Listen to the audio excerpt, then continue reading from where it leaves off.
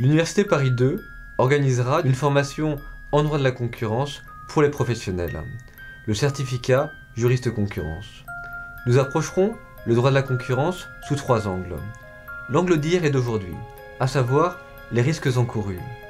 L'angle d'aujourd'hui est, nous le croyons, de demain, à savoir les opportunités offertes. Et puis, un angle plus inédit, celui du dialogue.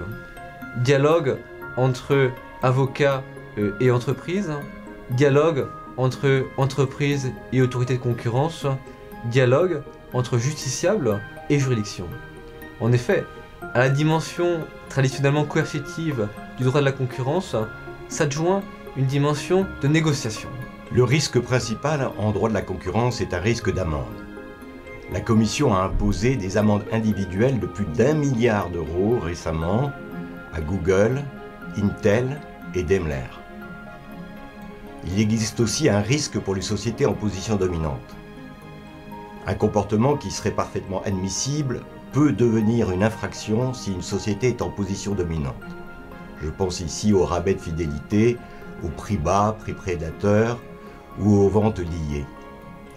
Il y a aussi des risques en contrôle des concentrations. La Commission a imposé dans 2 affaires des amendes de 20 millions d'euros pour absence de notification d'une concentration. Enfin, il y a les risques de dénonciation d'un cartel, moyennant la procédure de clémence. Le droit de la concurrence offre des opportunités de plusieurs sortes. Tout d'abord, des opportunités purement défensives. Par la saisine d'une autorité ou d'un tribunal, vous pouvez obtenir la cessation de pratiques qui vous sont dommageables et qui constituent des pratiques anticoncurrentielles. Vous pouvez aussi, bien entendu, obtenir d'un tribunal la réparation du préjudice que vous avez subi en tant que victime.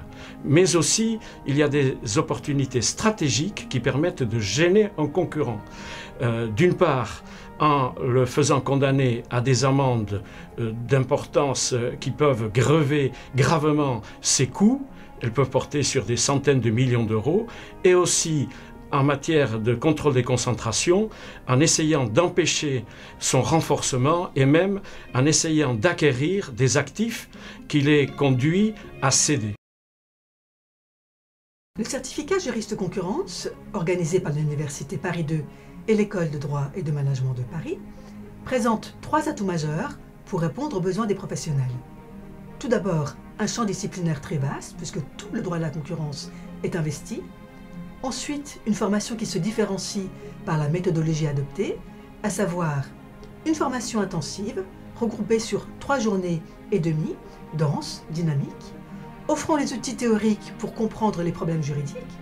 Enfin, et surtout peut-être, notre formation se caractérise par la qualité et la diversité des intervenants, professeurs d'université, référendaires à la Cour de justice de l'Union européenne, membres de l'autorité de la concurrence française qui nous font le plaisir et l'honneur de venir délivrer quelques messages aux professionnels présents, mais encore avocats parmi les plus renommés et directeurs juridiques qui feront part de leurs précieuses expériences de terrain.